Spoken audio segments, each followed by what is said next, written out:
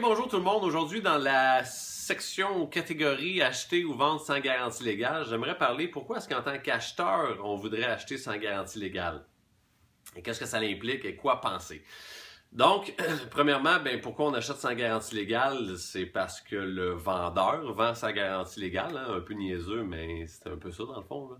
Mais quand on achète sans cette garantie-là, il faut être conscient que qu'est-ce que ça implique? Qu'est-ce que ça veut dire?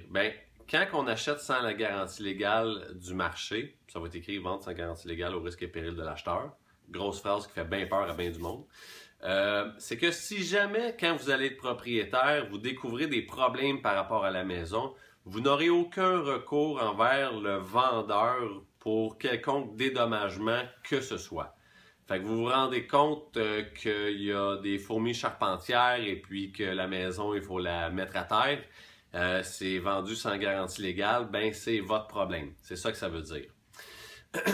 Donc, quand on achète sans garantie légale, il faut comprendre une chose, c'est que à cause qu'on prend ce risque-là additionnel en tant qu'acheteur de ne pas avoir de recours en cas de problème ou de problème caché ou de vice caché, on va aussi acheter la maison pour moins cher. Donc, sortez votre crayon, aiguisez-le comme du monde, faites vos devoirs, puis payez moins cher pour la maison, c'est bien entendu. Et vous devez être prêt à calculer c'est quoi le risque d'acheter cette maison-là, c'est quoi les risques, c'est quoi les défauts qui pourraient sortir. Je vous conseille fortement de bien faire inspecter la maison pour que vous sachiez le plus possible qu'est-ce que vous achetez. Entourez-vous d'un bon courtier qui peut bien vous conseiller, d'un bon inspecteur qui va bien faire son travail et de gens alentour de vous qualifiés et compétents pour bien vous conseiller. Parce que comme que je disais, le jour où il va y avoir un problème, mais c'est vous qui allez vous démerder avec. Fait qu'on achète moins cher à cause de ça parce que vous prenez un risque dans cette transaction-là. Aussi, une autre chose qui est très importante, quand on achète sans garantie légale, ça ne veut pas dire qu'on achète complètement les yeux fermés non plus. À moins que vous achetiez d'une reprise de finances, d'une banque, d'une institution financière, que eux se dégagent complètement de toute responsabilité dans ce type de transaction-là.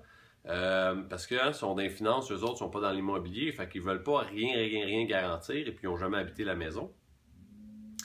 Quand un vendeur, un propriétaire qui habite sur place choisit de vendre sans garantie légale, c'est votre droit aussi en tant qu'acheteur d'exiger à ce qu'il y ait une déclaration du vendeur qui est bien remplie. La déclaration du vendeur, c'est le document, tous les courtiers font remplir ce document-là à leur vendeur, mais quand on met la propriété sur le marché, mais que ce soit une vente faite avec ou sans garantie légale, la déclaration du vendeur est tenue d'être bien remplie pour que vous sachiez le plus possible l'historique de la maison et que vous sachiez c'est quoi vous achetez. C'est important de bien comprendre ça. Vous avez le droit d'exiger une bonne déclaration du vendeur pour vous aider dans la transaction. C'est important de bien penser à ça. Mais entourez-vous d'une bonne équipe aussi, comme que je disais tantôt. Un bon courtier, un bon inspecteur en bâtiment, des gens compétents pour faire des travaux, exemple, ça peut être un gars de construction ou de rénovation qui peut bien vous aligner, il faut faire la toiture, mais ça va vous coûter 2 000 ou 10 000, méchante différence entre les deux, vous devez savoir ces choses-là. J'espère que ça répond bien à vos questions. C'était Sébastien Cloutier pour le courtierquidivrait.com.